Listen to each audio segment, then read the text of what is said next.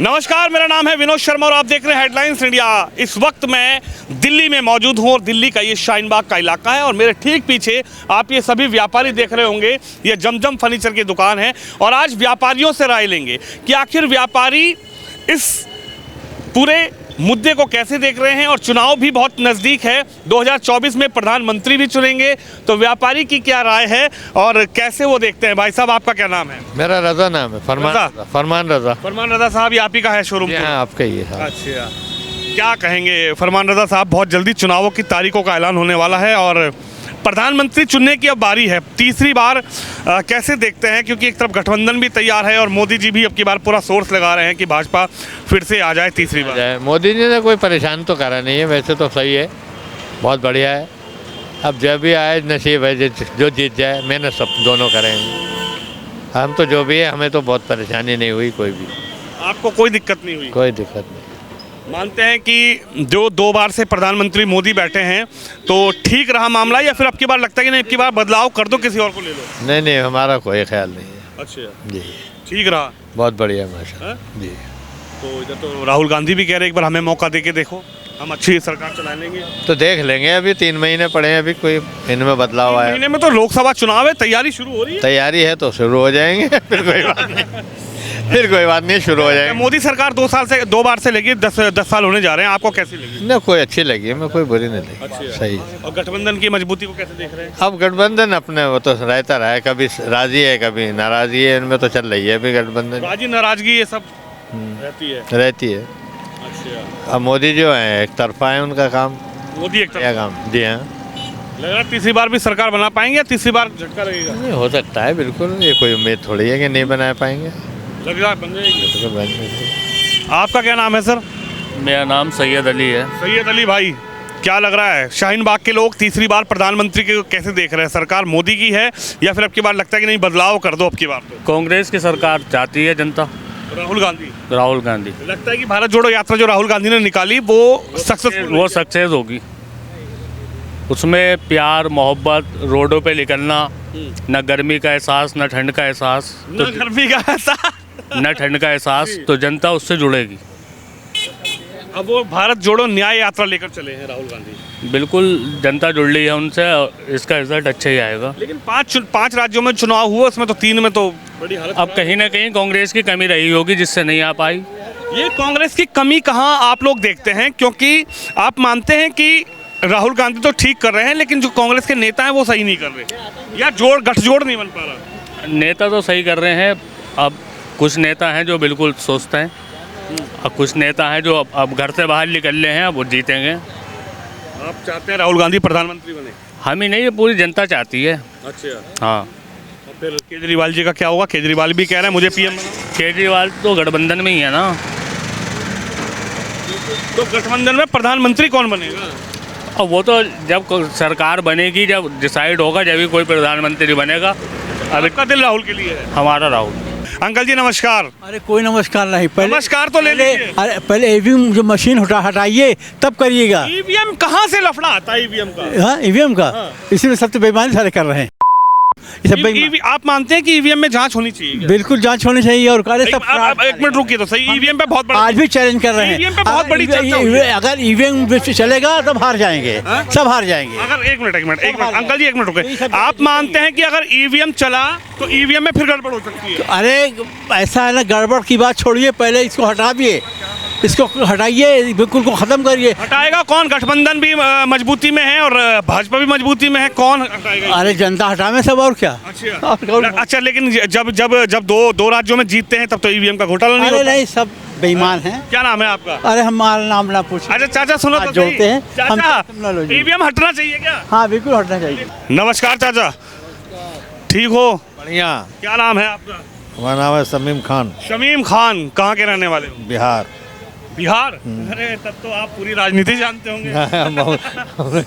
बोलिए। खान साहब एक बात बताइए, 2024 में क्या होने जा रहा है? इलेक्शन होने जा रहा। इलेक्शन तो होगा, इलेक्शन में तो बहुत सारे लोग हैं, एक तरफ गठबंधन है, एक तरफ मोदी हैं, क्या लग रही है? अब देखो क्या करेगा उन लोग। शाहीन बाग में कब से रहते हैं आप? कब से रहते हैं? कम से कम 20 साल से रहते हैं। अच्छा, मतलब बिहार के रहने वाले हैं और शाहीन बाग में घर वगैरह सब बना लिए? सब बना लिए। अब की बार क्या सोच रहे हैं शाहीन के लोग, बदलाव करेंगे या फिर मोदी को तीसरी बार भी देख रहे हैं? अभी मोदी को सब हराएंगे। हराने वाले? हाँ, क्यों? देख रहा कुछ नहीं चल रहा, कारोबार सब खत्म कर दिया। कहता कि महंगी हो गया, महंगी हो गया, महंगी हो गया, कुछ आदमी परेशान है सब। तो कौन सा वो चेहरा है जो लगता है कि मोदी को हटाएंगे तो उसको प्रधानमंत्री बनाएंगे? अब आएगा तो वही कांग्रेस आएगा। बिहार में तो नीतीश कुमार जी सोच रहे हैं कि हम प्रधानमंत्री बन जाएं। बनेगा, बिहार में बनेगा, वो किया बिहार में काम। प्रधानमंत्री तो देश का बनेगा, बिहार में थोड़ी बनेगा। हाँ, चाय लो। अरे चाय ले लो, लाओ लाओ चाय दे दो। ठीक है, ये बताइए, एक तरफ नीतीश कुमार भी तैयारी में है और एक तरफ राहुल गांधी भी तैयारी में है, एक तरफ ममता बनर्जी भी तैयारी में है, एक तरफ अरविंद केजरीवाल भी तैयारी में। वो सब सियासत है, का है नहीं है, उस उतना दिमाग नहीं रहता हमको, हम उतना खूब सब नहीं जानते। तो पीएम किसको बनाना चाहते हैं? अब पीएम देखो कौन बनेगा, जिसका वोट पड़ेगा बनेगा। अच्छा, कोई आपका चर्चित, आपका पसंदीदा तो होगा? अभी कोई चर्चा नहीं, कोई नहीं है। नीतीश कुमार जी को लगता है प्रधानमंत्री बनना चाहिए? बनेगा का बनेगा, जो बनेगा बनेगा, हमको पता नहीं उतना है। नीतीश कुमार भी नहीं बन पाएंगे क्या? पता नहीं। अच्छा, अभी तो आप कह रहे हैं मोदी हटाओ। मोदी हटाओ, मोदी हटाओ, मोदी हटाओ, बस मोदी हटाओ। हाँ, प्रधानमंत्री कौन बने ये नहीं पता, ये पता नहीं है। लेकिन मोदी हटने चाहिए। हाँ, चलिए, इनकी राय है कि मोदी हटाओ, प्रधानमंत्री किसको बनाना है, हालांकि अभी इनकी बात फिक्स नहीं हुई है। क्या नाम है अंकल जी? दिलशाद अहमद। दिलशाद अहमद भाई, एक बात बताइए, 2024 के चुनाव का बिगुल फूक चुका है, क्योंकि राम मंदिर का निर्माण हुआ, उद्घाटन हुआ, उसके बाद ये कहा जा रहा है कि राम मंदिर एक धुरी बन गई है 2024 के चुनाव की। आपको क्या लगता है? ऐसा कुछ नहीं है, जब तक ये EVM नहीं हटेगा, ये जब तक जो है ये पता लग जाएगी। एक दफ़ा EVM हटा दो आप, उसके बाद पता लग जाएगी कौन जीता है कौन नहीं जीता। EVM को हटाना चाहिए पर सबसे पहले।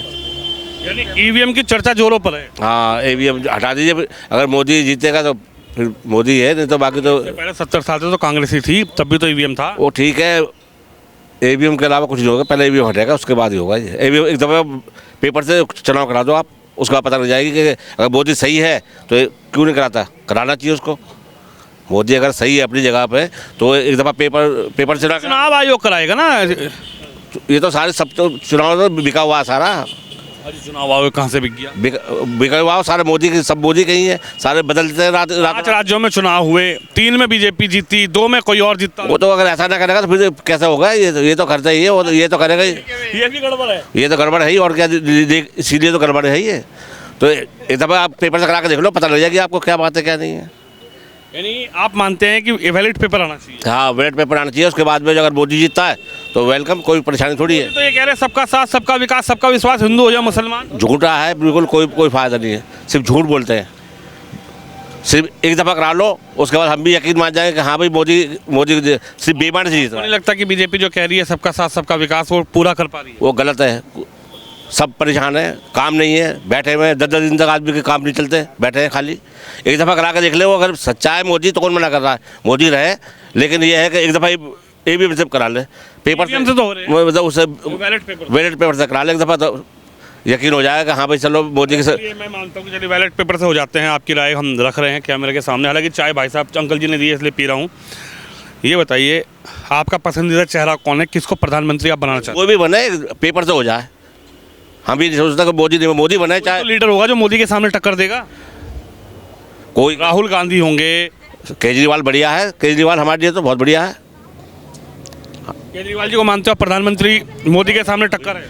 केजरीवाल को बना के देख लो आप, बिल्कुल चेहरा ही बदल जाएगा पूरा। अच्छा, बिल्कुल। केजरीवाल के तो नेता अब जेल में पड़े, वो इन्होंने फंसवा रखे हैं, झूठ बोल के इन्होंने फंसा रखे हैं, झूठ बोल के। ऐसा कुछ नहीं है, सब वो गड़बड़ कर रखी है इन्होंने, कोई गड़बड़ नहीं है। तो ये नहीं कर रहे, सब जगह हो रहा है, लेकिन ये है कि जो ये लोग कर रहे हैं इस तरह गलत कर रहे हैं। घोटालेबाज केजरीवाल निकल गए, जनता ने विश्वास किया था केजरीवाल जी पर। एक दफ़ा हटा लो, फिर बीजेपी भी घोटालेबाज निकल जाएगी आपके सामने। ये तो बिल्कुल इस टाइम उसमें है ना, पूरे बहुमत में है, तो इसलिए वो उसकी वाह हो रही है। और क्या बात है, यही है, और कोई बात नहीं। अगर मोदी सच्चा है तो एक दफ़ा पेपर से करा ले, बैलेट पेपर। हाँ बिल्कुल, हम ये नहीं कहते कि मोदी को आप चाहते हो बैलेट पेपर? हाँ, बैलेट पेपर होना चाहिए। चाचा का कहना है। भाई साहब आपका क्या नाम है? मेरा नाम खालिद शरीफ अहमद सलमानी है। शरीफ अहमद साहब, कैसे देखते हैं आप लोग शाहीन बाग के लोगों की अच्छा इस बार राय क्या है? क्योंकि शाहीन बाग का वो दौर मैंने देखा, मैंने खुद कवरेज की, जब सीए को लेकर एनआरसी को लेकर भी यहाँ पर बड़ा आंदोलन चला, पूरे देश में पूरी दुनिया में उस आंदोलन की चर्चा रही। लेकिन इस 24 के चुनाव में शाहीन बाग की जो आम आवाम है, सर ये शाहीन बाग का ही मसला नहीं है, ये पूरे हिंदुस्तान की आवाम का मसला है कि पूरे हिंदुस्तान की आवाम ये चाहती है, चाहे उसमें हिंदू हो, मुस्लिम हो, सिख हो, ईसाई हो, मज़हब से इससे कोई मामला नहीं है। आवाम ये चाहती है कि जो आवाम की आवाज़ है और वकाला की जो आवाज़ है वो ये चाहते हैं कि प्रधानमंत्री कोई भी हो, जी चुनाव जो होने चाहिए जी वो ईवीएम से ना होते हुए वैलिड पेपर से होने चाहिए। ये मांग खान साहब क्यों उठने लगी कि ईवीएम से चुनाव ना हो, बैलेट पेपर से चुनाव हो? क्योंकि उसकी वजह यह है कि बहुत सारे जो टेक्नोलॉजी जो मामला आजकल चल रहा है जी। और जो एक छोटा सा मोबाइल वो आप हैंग कर सकते हैं, एक मोबाइल फ़ोन आप हैंग जब कर सकते हैं तो बड़ी बड़ी जो मशीनरी हैं वो भी आप हैंग उसको कर सकते हैं। और लोगों ने उसको बाकायदे हैंग करके दिखाए हैं लोगों ने कि ये हैंग हो सकती है। मैं आपकी बात से सहमत हूँ और असहमत भी हूँ, दोनों जो मेरे मन में विचार ये है कि अगर ऐसा है तो हमने भाजपा के नेताओं से भी इस विषय पर चर्चा की और आम जनता से भी चर्चा की, तो वो उनका ये कहना है कि ममता बनर्जी की इतने सालों से सरकार, अगर ईवीएम हैक करना होता तो ममता बनर्जी को हटा देते, ईवीएम हैक करना होता तो नीतीश कुमार को हटा देते, ईवीएम हैक करना होता तो स्टालिन जो लगातार धर्म को लेकर बयान दे रहे हैं, ईवीएम हैक करना होता तो ओवैसी के भाई लगातार जीतते हैं, ओवैसी लगातार जीतते हैं, इनको हटा देते। मुझे ये बताइए कि ईवीएम बनी कहाँ है? मुझे बताइए आप, ईवीएम कहाँ बनी? नहीं, आपसे पूछ रहा हूँ मैं सवाल, क्वेश्चन। ईवीएम बनी कहाँ है? बताइए मुझे, कहाँ बनी है? विदेश से ईवीएम आया है। विदेश में क्या ये जो है तुम्हारे जो ये होते हैं इलेक्शन होते हैं, क्या ये वैलिड पेपर से होते हैं, ईवीएम से होते हैं? ये बताइए मुझे। यानी आप चाहते हैं जैसे वहाँ पर ईवीएम को हटा दिया गया है, ऐसे ईवीएम को यहाँ पर भी हटाया जाए? जब ईवीएम जहाँ बनी है, जहाँ जिसने जो है जन्म लिया, जिस चीज़ ने, जिस मशीन ने जन्म लिया है, जब वो चीज़ वहाँ इस्तेमाल नहीं हो रही तो वो चीज़ यहाँ हिंदुस्तान में क्यों इस्तेमाल की जा रही है? लेकिन एक सवाल, दूध का दूध, पानी का पानी जब आ जाएगा, भले प्रधानमंत्री कोई भी बने, जब यहाँ के हिंदुस्तान के लोगों की, आवाम की आवाज़ ये है कि चुनाव आयोग से बार बार लोग शिकायत कर रहे हैं, धरना प्रदर्शन कर रहे हैं, वकाला जेल में ठूंसे जा रहे हैं, वो किस बात की मांग कर रहे हैं कि भी आप जो इलेक्शन कराएं वो पेपर वैलिड पेपर से कराएं, आप ईवीएम से ना कराएं। जब उनकी बात ये मान लें इस बात के लिए कि भाई ठीक है, हम जीतेंगे, हम अच्छा काम कर रहे हैं, हम सबका जो है विश्वास जीत रहे हैं, सबका विकास कर रहे हैं जी, पार्टी कह रही है ना, तो इस काम को कर लें। अच्छा, एक बात बताइए, डर किस बात का? अब जिस तरीके से चुनाव आने वाला है और उससे पहले जो अयोध्या का पूरा मामला था, अब 22 जनवरी को अयोध्या में प्राण प्रतिष्ठा हुई, मंदिर बनकर तैयार हो चुका है और भी मंदिर बन रहा है।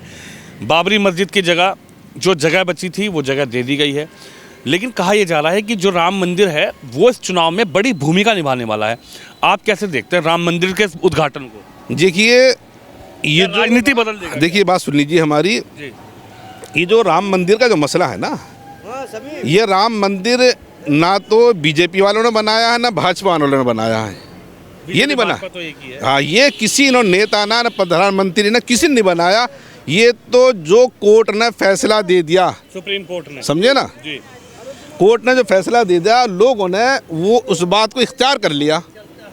अब जो चीज़ जो है कोर्ट ने फैसला कर दिया, बन जाए, बात खत्म हो गई। लेकिन राजनीतिक तो चुनावी समर विपक्ष वाले कह रहे हैं कि भाजपा अपना फ़ायदा उठाने चाहती है, भाजपा को फ़ायदा मिलेगा राम मंदिर बनाने से, इसलिए प्रधानमंत्री मोदी वहाँ उद्घाटन करने गए।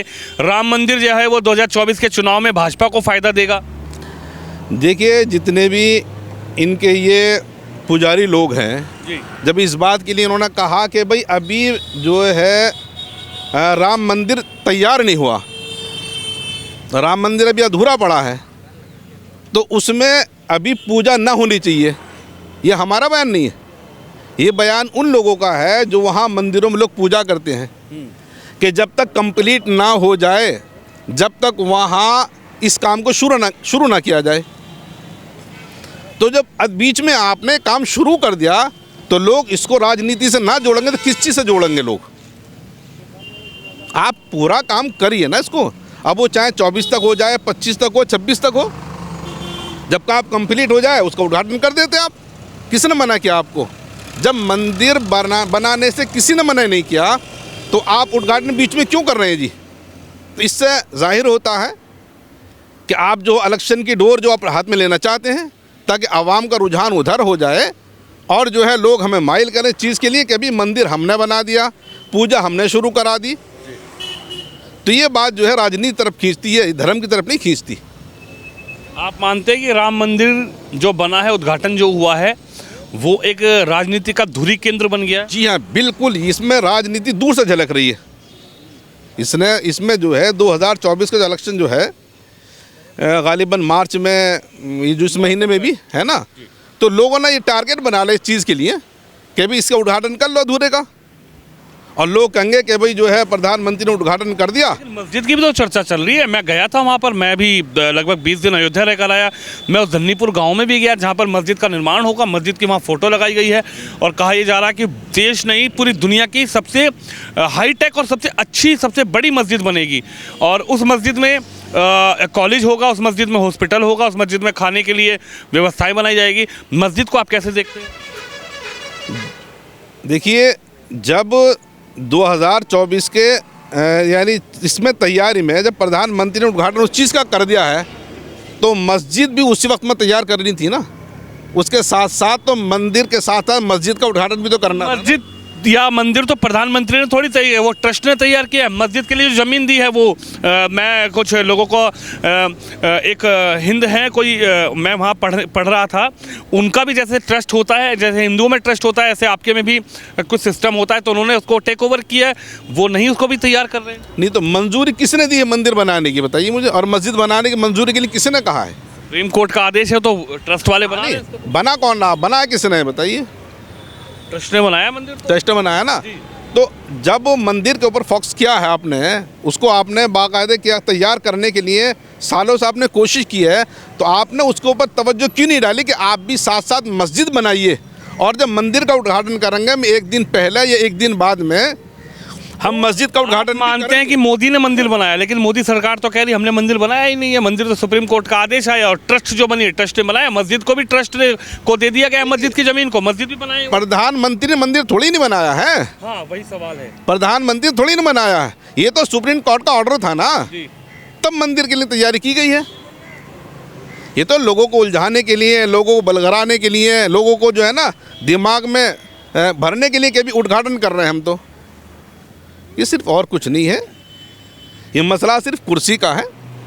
क्या लगता है 24 में आप कैसे देख रहे हैं? बदलाव होगा 24 में, या फिर लग रहा है कि तीसरी बार मोदी सरकार या फिर राहुल गांधी और ये जो गठबंधन बना है ये भारी पड़ जाएगा? देखिए, हमारे से तो प्रधानमंत्री कोई भी बने, बिल्कुल हमें इससे कोई एतराज़ नहीं।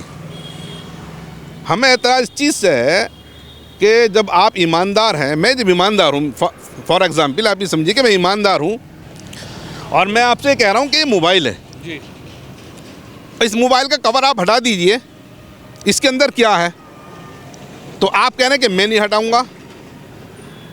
तो क्यों नहीं हटाएंगे भाई आप? जब 4 आदमी यहाँ बैठ के ये कह रहे हैं कि भाई इसके अंदर जो भी मोबाइल के अंदर है आप इसका कवर हटा दीजिए, दूध का दूध पानी का पानी हो जाएगा, तो आप हमारी बात को मान लें और अब इसका कवर हटा दें। यही तो फिर केजरीवाल पर भी कहा जा रहा है, केजरीवाल जी को भी कहा जा रहा है कि आप आइए, आपके जो नेता गए हैं जेल में, केजरीवाल साहब ये कह रहे हैं कि नेता मेरे सब ठीक हैं, मोदी जी फंसा रहे हैं सबको। बीजेपी डर गई इस बार 24 के चुनाव में, इसलिए केजरीवाल जी को भी सम्मन भेजा जा रहा है। अगर केजरीवाल ठीक है तो केजरीवाल जाते क्यों नहीं है ईडी और सीबीआई के सामने?